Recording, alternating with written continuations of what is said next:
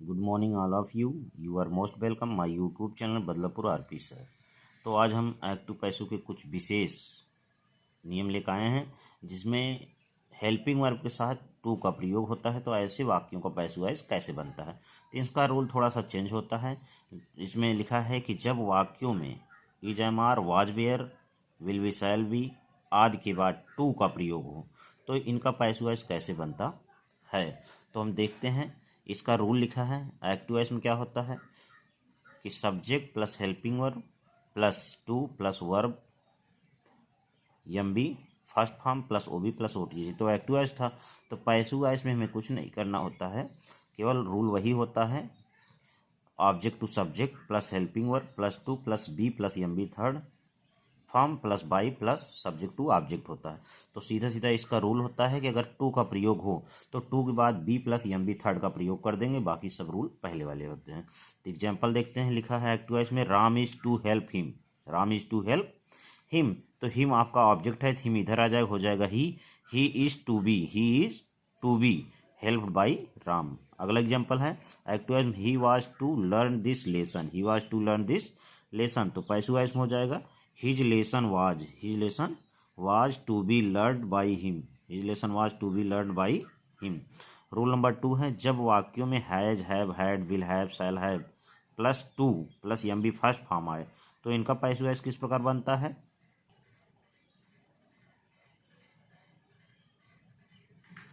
तो इनका passive voice जो होता है केवल टू के बाद be plus M B third plus by plus subject to object का प्रयोग किया जाता है। तो इनका भी रूल सेम वैसे है, ज़्यादा चेंजिंग नहीं है।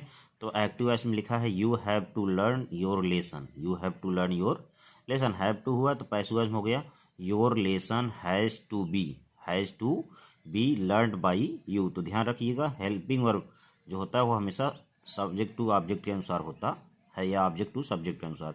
अगला है I had to help him on the ways. तो पैसिव वॉइस में हो गया हिम है, हिम इधर आ गया तो हो गया he had to be helped on the way by me. Note देखते हैं, नोट में क्या है। तो ऐसे एक्टिव वॉइस के वाक्य जो इट इज टाइम टू, इस चीज़ को बहुत ध्यान से देखिएगा। लिखा है ऐसे एक्टिव वॉइस के वाक्य जो इट इज टाइम टू से शुरू होते हैं। कहने मतलब है ऐसे एक्टिव वॉइस वाक्य जिनके प्रारंभ में ही इट इज टाइम टू आता है, तब ऐसे वाक्यों का पैसिव वॉइस निम्न नियम के द्वारा बनाया जाता है। तो हम देखते हैं इनका। अगर एक्टिव वॉइस में इनका रूल होता है it is time to plus M B first plus noun होता है। तो इनका पैसिव वॉइस क्या होता है, पैसिव वॉइस में होता है इट इज़ टाइम फॉर। ध्यान दीजिएगा, it is time for, to के स्थान पे हम केवल फॉर का प्रयोग कर देते हैं, तो ये रहेगा same as it is time for plus noun मतलब ऑब्जेक्ट टू सब्जेक्ट हो जाएगा प्लस टू बी। ध्यान दीजिएगा to be plus M B third form होता है। तो हम एग्जाम्पल की तरफ चलते हैं। एक्टिव वॉइस में लिखा है it is time to help the poor. तो पैसिव वॉइस में क्या होगा it is time for, to के स्थान क्या हो जाएगा फॉर हो जाएगा।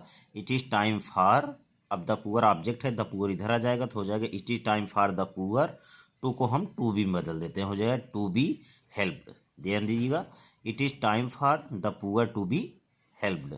हमारा अगला एग्जाम्पल है it is time to shut the door, it is time to shut the door. तो पैसिव वॉइस में हो जाएगा it is time for the shop to be shut, it is time for the shop to be shut. हम अगले note की तरफ चलते हैं। लिखा है कुछ एक्टिव वॉइस के वाक्य there plus verb to be अर्थात is am are plus no plus noun plus to plus M B first से प्रारंभ होते हैं, तब ऐसे वाक्यों का पैसिव वॉइस निम्न नियम से बनाया जाता है। तो देखते हैं हम क्या रूल है। लिखा है पैसिव वॉइस क्या होता है, अगर एक्टिव वॉइस का वाक्य देयर से शुरू हो तब इनका पैसिव वॉइस कैसे बनता है। पैसिव वॉइस का रूल होता है there plus verb to be मतलब helping verb plus noun plus to be plus M B third. तो एक्टिव वॉइस देखते हैं क्या है।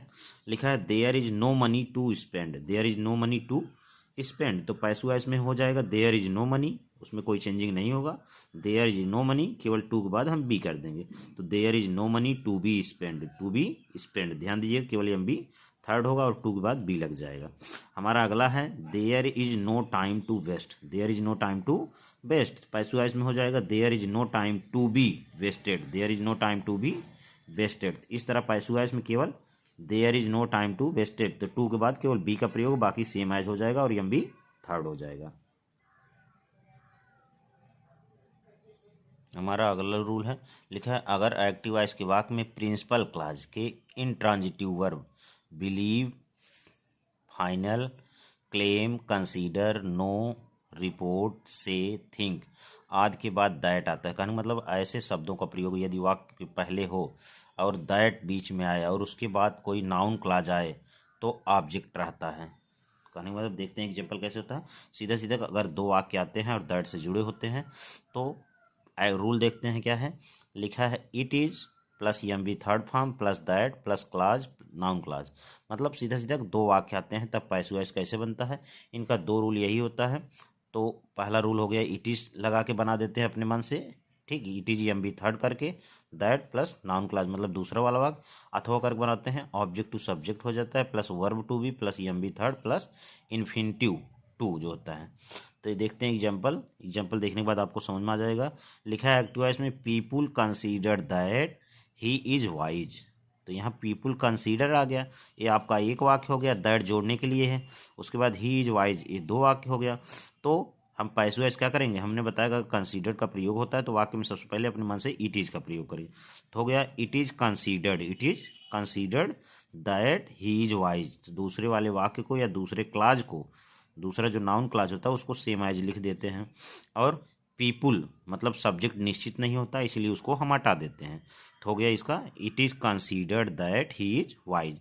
अथवा करके बना सकते हैं he is considered to be wise, he is considered to be wise. जब ही कहाँ से आया तो हम दूसरा वाला सेंटेंस जो ही है उसी को इधर ला दिए तो ही इज कंसीडर्ड हो गया to be wise.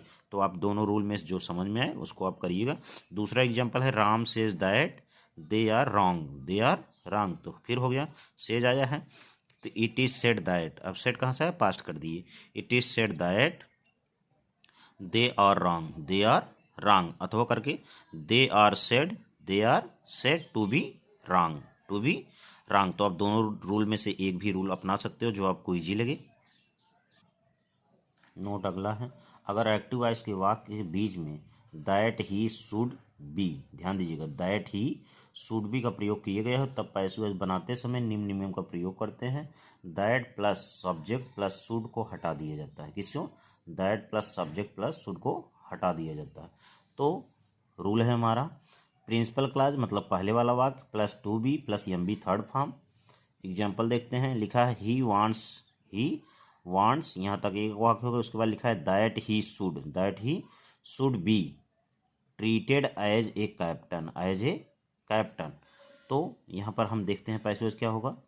Passive voice he wants, अब बताया कि दैट ही शुड को हटा देंगे तो हो गया he wants to be treated as a captain. तो इसमें कुछ नहीं करना है, केवल आपको दैट ही शुड को हटा देना है। दूसरा एग्जांपल है, लिखा है he likes that he should be rewarded. तो दैट ही शुड हट जाएगा तो हो गया he likes to be rewarded. हमारा रूल नोट अगला है, यदि एक्टिव वॉइस में गोइंग टू लिखा हो तो पैसिव वॉइस बनाते समय गोइंग टू बी का प्रयोग किया जाता है। तो गोइंग टू आता है तो गोइंग टू बी हो जाता है पैसिव वॉइस में। इसका रूल है, देखते हैं, लिखा है एक्टिव वॉइस में object to subject plus verb to be plus going to plus M B first form plus object. तो पैसिव वॉइस में क्या हो जाएगा, देखिए, वो तो एक्टिव वॉइस का रूल था, पैसिव वॉइस में हो जाएगा object to subject plus verb to be plus going to be plus M B third form plus by plus object. तो सीधा सीधा अर्थ है गोइंग साथ अगर टू आया तो पैसिव वॉइस में टू बी हो जाएगा plus M B third. Example देखते हैं क्या है। लिखा है एक्टिव वॉइस में I am going to write a letter. तो पैसिव वॉइस में हो जाएगा a letter is going to be written by me. तो यहाँ पर गोइंग टू बी हो गया। तो मैं उम्मीद करता हूँ कि आप सभी लोग एक्टिव पैसिव के सभी रूल्स स्पेशल जितने भी थे हम आपको पढ़ा चुके हैं।